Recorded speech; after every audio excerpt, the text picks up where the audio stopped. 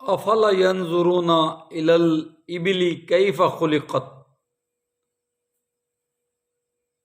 ہمیں اونٹ کی تخلیق پر غور کرنے کا کہا گیا۔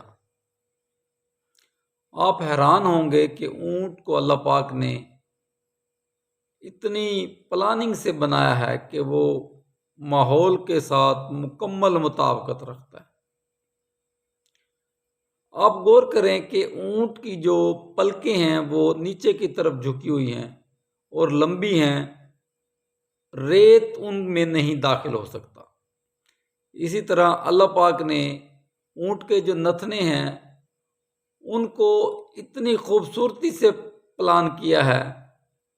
کہ چاہے کتنا بھی بڑا سے بڑا ریت کا طوفان آ جائے اس کی ناک کے اندر ریت داخل نہیں ہو سکتا۔ اسی طرح اگر اونٹ کے ہونٹوں پر غور کیا جائے تو اللہ پاک نے اونٹ کے ہونٹوں کو اتنا تھک بنایا ہے، یعنی اتنا موٹا بنایا ہے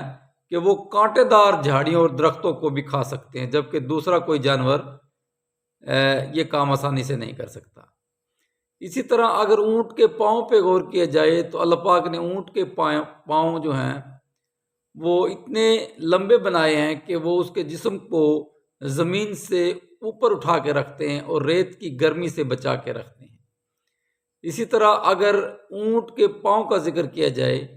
تو اللہ تعالیٰ نے اونٹ کے پاؤں کو اس طرح فلیٹ بنایا ہے کہ نہ صرف وہ آسانی سے ریت پر چل سکتا ہے، دوڑ سکتا ہے، بلکہ بھاری سامان اٹھا کر بھی وہ آسانی کے ساتھ ریت پر چل سکتا ہے۔ اسی لیے اللہ پاک نے فرمایا کہ تم اونٹ کی تخلیق پر غور کرو،